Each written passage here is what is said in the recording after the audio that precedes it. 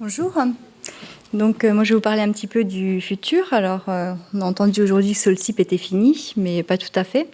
Alors, il y a eu des grandes discussions sur le nom. Alain ne voulait absolument pas qu'on l'appelle Solcip 2. Ça aurait voulu dire que Solcip n'était pas fini. Donc, Solcip est bien fini. On va faire une extension pour les monopieux, donc pour les fondations rigides.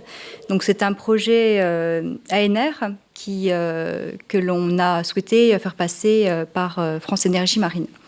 Donc vous avez ici en fait tous les logos des partenaires. Vous pouvez constater en fait que la grande majorité des partenaires qui sont là sont des partenaires qui étaient dans Solcip. Il y a deux nouveaux arrivants. En fait, il y a Innossi, un bureau d'études, et il y a donc Énergie. Ça a été un des points majeurs, je pense, de notre candidature, d'apporter sur le projet un industriel qui a déjà installé plus de 1000 monopieux offshore. Donc un petit rappel de contexte, pourquoi on a proposé cette fiche. Donc les éoliennes en fait sont de plus en plus puissantes. Si on a commencé en 1991 avec des turbines qui faisaient même pas 1 mégawatt, on parle maintenant d'installer des turbines de 8 mégawatts et les prochains champs seront certainement dans le futur à 10, 12 mégawatts. Donc vous avez une petite illustration pour voir à peu près à quoi ressemble la longueur des pales par rapport à un Boeing 747. Et en dessous, vous voyez un monopieux de 7,5 mètres de diamètre. Alors maintenant, on parle de monopieux qui feront peut-être dans le futur 10 mètres de diamètre. On a la possibilité maintenant de créer, de rouler des plaques, faire des monopieux de 10 mètres. Alors l'un des points qu'a soulevé Patrick aussi, c'est qu'on a un contexte français qui justifie qu'on fasse un projet un petit peu différent de ce qui s'est fait par ailleurs en Europe. Donc on a certes du sable, des bancs de sable, mais sur nos côtes, on a aussi beaucoup de sols carbonatés, donc des craies, des calcaires. Et ça, c'est assez peu commun, je vais dire, dans le reste de l'Europe. Donc l'objectif principal du projet, vous pouvez le lire aussi, mais c'est d'améliorer en fait notre connaissance de l'effet des cycles. Donc c'est vraiment un projet qui, dans la continuité de Solcip, s'attarde à regarder l'effet des cycles sur le comportement des monopieux, dans le cas de sable et dans le cas de sol carbonaté. Donc il y a vraiment deux axes, le sable et les roches carbonatées. Dans le cas du sable, on va regarder à la fois l'axial et le latéral. Dans les deux cas, deux pieux rigides, et dans le cas du sable, uniquement deux pieux battus. Pour les roches carbonatées, comme l'a mentionné aussi Patrick, on ne va pas forcément toujours être sur du pieux battu, donc on va aussi regarder le cas de forêt cimentée avec des axes de recherche sur l'interaction axiale et aussi une partie latérale. Donc le projet, alors je suis désolée, cette slide est en anglais. Le fait que Dong aussi ait rejoint le projet fait que tous les documents seront émis en anglais, toutes les discussions se feront en anglais. Donc bon, c'est pour un projet français, c'est un peu rafraîchissant. Donc les tâches principales, en fait, qui sont en dessous de la tâche numéro 1, qui est l'organisation du projet. Donc Jean-Claude Duplat, qui est ici, sera le directeur scientifique. Moi, je m'occuperai plutôt on va dire, du côté industriel du projet, en tant que représentant technique FEM, et Guillaume Damblanc aussi, qui est présent dans la salle, et le responsable du projet, donc, qui est de la FEM aussi, France Énergie Marine. Donc la tâche numéro 2 s'attarde en fait sur, on va dire, la continuité de ce qu'a pu faire l'équipe de l'ISTAR Nantes en regardant dans la centrifugeuse l'effet des cycles sous chargement transverse. Donc on va faire des essais en centrifugeuse sur des pieux battus, des pieux qui seront installés par battage en vol dans du sable. Donc on aura un postdoc pendant 12 mois sur cette tâche-là. Je reviendrai après. La tâche 3 va s'attarder en fait aussi à continuer quelque chose qui avait été fait sur Solcip, donc avec la boîte de cisaillement 3D du 3SR, donc de regarder en fait l'interaction sol-structure d'un pieux forêt cimenté, de sol carbonaté, donc peut-être différents types de roches carbonatées vont être étudiés, des calcaires et ou des crêpes. Et pareil, il y aura un post-doctorant pendant 12 mois. Alors la tâche numéro 4 a été inclue dans le projet, mais en fait n'est pas financée directement par le projet. En fait, DFEN a mené une campagne d'essais de pieux dans des calcaires. Et on a pensé intéressant en fait de quand même avoir, même si les données restent confidentielles, d'avoir quand même une discussion avec les autres membres du projet sur ces tests. Donc il y a une thèse en cours. Bon, je vous montrerai un petit peu plus ce projet-là. À la demande d'Alain, il a voulu que je développe un petit peu plus ces essais-là. Tu me l'as demandé. Et la dernière tâche présentée là, en fait, c'est, on va dire, une tâche qui est à la fois initiatrice des autres et de synthèse, qui est en fait la tâche qui sera suivie par Sébastien Burlon pour faire la synthèse en fait des méthodes de design. Donc à la fois donc axiale, transverse, dans du sable, dans des sols carbonatés.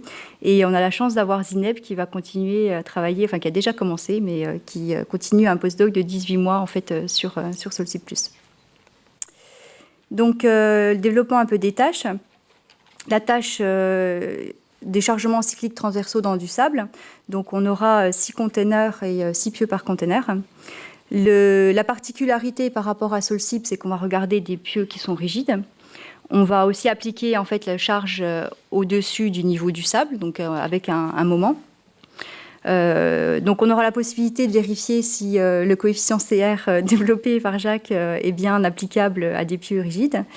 De vérifier aussi que l'effet d'avoir un bras de levier ne joue pas vraiment sur les PY. Ce qu'on va voir aussi, c'est aussi l'avantage, on va vraiment simuler le battage du monopieux en centrifugeuse. Donc il y a pas mal de challenges aussi à relever dans cette phase-là.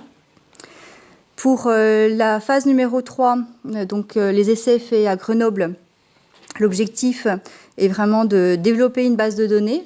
Donc il y a eu quelques essais qui ont été réalisés, notamment il y a un rapport de Benoît Tata de 2015 sur les essais qui ont été réalisés via Solcyp. Mais l'idée, c'est vraiment de développer vraiment cette phase-là qui a juste été un petit peu abordée durant Solcyp. Donc la tâche numéro 4, en fait, c'est la même chose. Enfin, toujours l'idée de regarder le comportement des chargements transverses, qui est vraiment le chargement le plus caractéristique pour un monopieux. Hein. Le dimensionnement se fait rarement, je dirais presque jamais sous les chargements axiaux pour un monopieux. Donc on a réalisé en fait des essais l'année dernière. On a une thèse qui a commencé au mois d'octobre. Donc la thèse se fait avec 4 partenaires. En plus de DF Énergie Nouvelle et DF R&D, on est allé chercher en fait au CERMES l'expertise de mécanique des roches de Jean Soulem. Et on est allé chercher à l'autre bout du monde en fait l'expertise de Mark Randolph de l'université Western Australia, que je pense tous ceux qui ont déjà travaillé dans le domaine de l'offshore doivent connaître de par son expertise internationale. Donc la thèse, comme je l'ai dit, elle n'est pas éligible et elle est confidentielle. Donc, ça n'empêche que certaines données vont être regardées par donc Anaïs Lovera, qui est notre thésarde, qui va travailler avec Zineb sur la tâche 5. Donc l'idée, entre autres, c'est de regarder si les modèles existants comme le modèle de Schipper qui est à gauche en bas, sont vraiment applicables à nos types de calcaire qu'on trouve en France, et de voir si les lois de dégradation qu'on a pu développer en fait, dans les sables sur Solcyp sont applicables ou peuvent au moins servir de bonne base de début pour regarder la dégradation, enfin, l'augmentation des déplacements en fonction du nombre de cycles et des amplitudes. Donc, juste 2 slides pour vous montrer un petit peu ces essais. Donc là, vous avez une image en fait, du site en cours d'installation. Donc, on a installé 11 pieux avec des pieux qui vont de 76 cm à 1,2 m de diamètre. Donc, avec des élancements qui sont assez peu importants, hein, parce qu'on est en train de représenter des monopieux. Donc, on a quand même des pieux qui sont assez rigides. Tous les pieux avaient un bras de levier hors sol de 5 mètres. L'installation a été faite par différentes techniques, des techniques qu'on utilisera en mer. Donc on a une foreuse que vous pouvez voir, la foreuse RCD, donc River Circulation Drilling, qui est jamais utilisée à terre, et pour cause, on est obligé de ramener en fait beaucoup d'eau pour pouvoir avoir un flux continu d'eau. Donc c'est quelque chose qui est assez pénible de faire à terre. Mais bon, on voulait vraiment simuler les mêmes conditions que l'installation d'éoliennes en mer. Donc il y a des pieux qui ont été aussi uniquement battus, donc certains qui ont été battus, forés et ensuite rebattus, et il y a aussi des pieux forés cimentés. Donc là, vous avez une image du site après l'installation, donc les 11 pieux, la forêt de pieux qui a été installée. Donc ça, c'était la première phase d'essai. La deuxième phase, c'était bien entendu le chargement. L'une et l'autre étant également importantes pour nous, pour avoir un retour d'expérience pour les éoliennes en mer. Donc la phase de chargement, cette particularité en fait qu'on a appliqué le chargement comme pour le projet PISA à 5 mètres, enfin à un certain niveau au-dessus du niveau du sol. Dans notre cas, on était à 5 mètres. Donc on avait un bâti qui pouvait charger jusqu'à 2,5 méganewtons, avec une particularité d'avoir une course très importante. On avait une course potentielle de 2 mètres. Donc on a dû, Fugro a dû construire le vérin pour ce projet-là. Au niveau des capteurs, on avait des capteurs bien entendu au niveau du vérin, capteurs de course, capteurs de charge. On avait tout un jeu de potentiomètres à câble au niveau du sol, donc devant et derrière du pieu, pour avoir à la fois le déplacement mais aussi la rotation. On avait des lignes de fibre optique sur les pieux qui font 1,2 m de diamètre. On a foré en fait les pieux après installation et on est venu avec des cordistes en fait installer des extensomètres et des inclinomètres à l'intérieur du pieu, donc après installation. Donc les extensomètres, eux, ont été installés et monitorés par l'IFSTAR. Donc quelques retours d'expérience. En fait, on a déjà eu une bonne surprise, c'est que la fibre optique a survécu au battage dans des calcaires. Donc on a des mesures assez fiables des déformations du pieu. On a aussi une bonne cohérence entre les données d'extensomètre et de fibre optique. Et je pense que l'un des points majeurs pour la réussite du projet, ça a été d'anticiper le traitement en fait, des données. Donc il y a eu un travail qui a été fait avec Fugro, avec Marc Randolph, pour réfléchir sur la façon dont on allait, on va dire, enregistrer les données pour pouvoir les traiter de façon le plus simple possible. Donc ne pas être soumis sous le poids d'une montagne de données absolument intraitable. Au niveau du programme de test, alors on s'est beaucoup inspiré du projet PISA, dont Richard vous parlera tout à l'heure. On l'a aussi beaucoup travaillé avec Jean Soulem et puis Marc Randolph. On a réalisé jusqu'à 3000 cycles à une amplitude donnée. Donc on a fait 4 essais cycliques et chaque essai en fait était d'une durée de 24 heures, donc 2 fois 12 heures. Donc maintenant pour la tâche numéro 5, certainement la tâche la plus complexe au niveau de l'ambition et aussi du nombre de partenaires impliqués dedans. Donc la première tâche, en fait, c'est vraiment la continuité de Solcip, puisque là, on va regarder en fait le logiciel d'utilisation en fait de la dégradation cyclique axiale du sable. Donc c'est la première chose que Zineb a fait durant son postdoc. La deuxième tâche sera aussi sur le sable, mais pour regarder en fait l'effet des chargements cycliques transversaux. La troisième tâche en fait sera faite par l'Université de Lille sur les craies.